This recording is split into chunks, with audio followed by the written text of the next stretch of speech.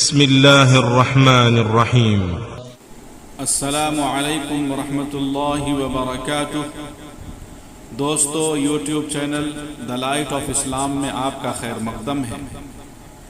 دوستو، میں آج کی اس ویڈیو میں حروف تہجی پر مکمل اور مفصل روشنی ڈالنے کی کوشش کروں گا، کیونکہ حروف تہجی علم تجوید کی بنیاد ہے، جس کا سیکھنا ہر قرآن پڑھنے والوں کے لیے ضروری ہے۔ لہذا ہمارا پہلا سبق شروع کرتے ہیں، بغور سماعت فرمائیں اور سننے کے بعد بلغوا عنی ولو آیا کے تحت اس ویڈیو کو دوسرے احباب کی طرف منتقل کریں۔ بہت ممکن ہے کہ ہمارا یہ عمل آخرت میں نجات کا ذریعہ بنے۔ الف کا مخرج جوف دہن یعنی منہ کا خالی حصہ، یعنی منہ کے خالی حصے سے الف ادا ہوتا ہے۔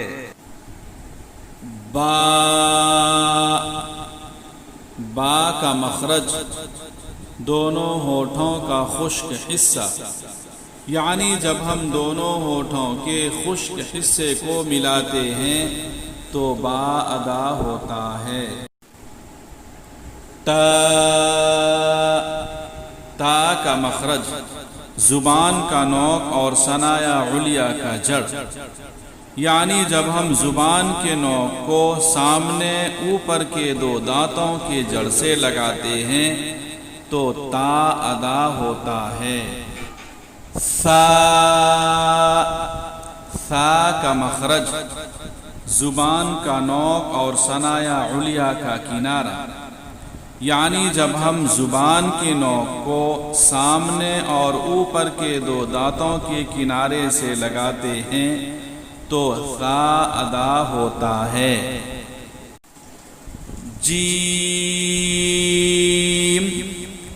جیم کا مخرج زبان اور تالو کا درمیانی حصہ، یعنی جب ہم زبان کے درمیانی حصے کو اس کے مقابل اوپر کے تالو سے لگاتے ہیں تو جیم ادا ہوتا ہے۔ ہا کا مخرج وسط حلق، یعنی حلق کے درمیانی حصے سے ہا ادا ہوتا ہے۔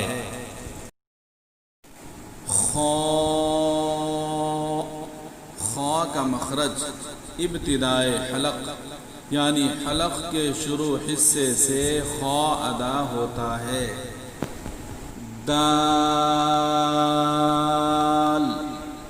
دال کا مخرج زبان کا نوک اور ثنایا علیا کی جڑ، یعنی جب ہم زبان کے نوک کو سامنے اوپر کے دو دانتوں کی جڑ سے لگاتے ہیں تو دال ادا ہوتا ہے۔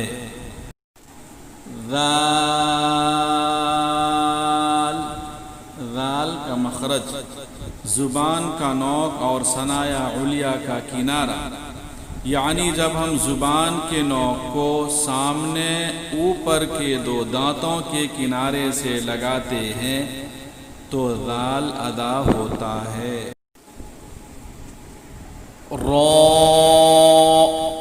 را کا مخرج زبان کا نوک بمائل پشت اور اس کے مقابل کا تالو، یعنی جب ہم زبان کے نوک کے نچلے حصے کو تالو کے ابتدائی حصے سے لگاتے ہیں تو را ادا ہوتا ہے۔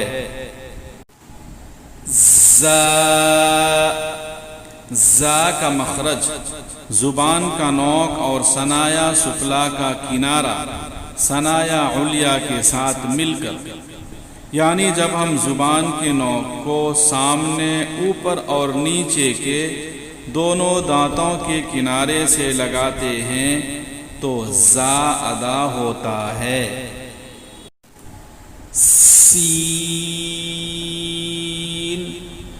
سین کا مخرج رأس لسان، یعنی جب ہم نوک زبان کو سامنے اوپر اور نیچے کے دونوں دانتوں کے کناروں سے لگاتے ہیں تو سین ادا ہوتا ہے۔ شین، شین کا مخرج وسط لسان، یعنی جب ہم زبان کے درمیانی حصے کو اس کے مقابل اوپر کے تالو سے لگاتے ہیں تو شین ادا ہوتا ہے۔ صاد، صاد کا مخرج رأس لسان، یعنی جب ہم زبان کے نوک کو سامنے، اوپر اور نیچے کے دونوں دانتوں کے کناروں سے لگاتے ہیں تو صاد ادا ہوتا ہے۔ غاد، غاد کا مخرج حافظ لسان، یعنی زبان کی کروٹ، یعنی جب ہم زبان کے دائیں یا بائیں کروٹ کو اس کے مقابل دائیں یا بائیں داڑھوں کی جڑ سے لگاتے ہیں تو غاد ادا ہوتا ہے۔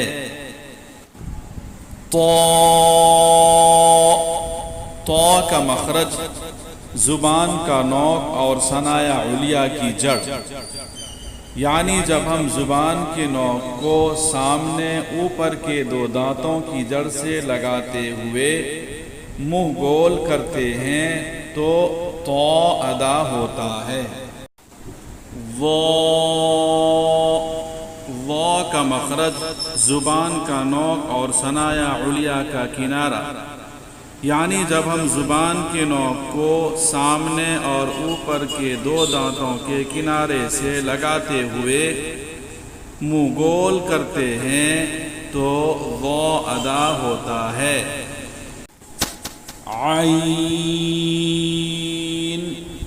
عین کا مخرج وسط حلق، یعنی حلق کا درمیانی حصہ، حلق کے درمیانی حصے سے عین ادا ہوتا ہے۔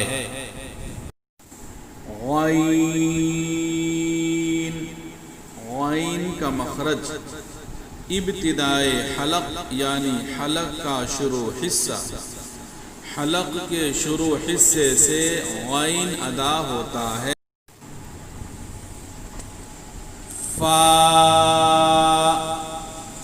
فا کا مخرج ہونٹوں کا تر حصہ، یعنی جب ہم دونوں ہونٹوں کے تر حصے کو ملاتے ہیں تو فا ادا ہوتا ہے۔ قاف، قاف کا مخرج اقصی لسان، یعنی زبان کا آخری حصہ، جب ہم زبان کے آخری حصے کو اس کے مقابل اوپر کے نرم تالو سے لگاتے ہیں تو قاف ادا ہوتا ہے۔ کاف، کاف کا مخرج اقصی لسان، یعنی زبان کا آخری کنارہ، جب ہم زبان کے آخری حصے کو اس کے مقابل لحاظ کے قریب سخت تالو سے لگاتے ہیں تو کاف ادا ہوتا ہے۔ لام، لام کا مخرج طرف لسان، یعنی زبان کا کنارہ، جب ہم زبان کے نوک کو تالو کے ابتدائی حصے سے لگاتے ہیں تو لام ادا ہوتا ہے۔ میم، میم کا مخرج خشک ہونٹ، جب ہم دونوں ہونٹوں کے خشک حصے کو ملاتے ہیں تو میم ادا ہوتا ہے۔ نون، نون کا مخرج طرف لسان، یعنی زبان کا کنارہ، جب ہم زبان کے نوک کو تالو کے ابتدائی حصے سے لگاتے ہیں تو نون ادا ہوتا ہے۔ واو، واو کا مخرج خشک ہونٹ، جب ہم دونوں ہونٹوں کے خشک حصے کو ملاتے ہیں تو واو یعنی غیر مدہ ادا ہوتا ہے۔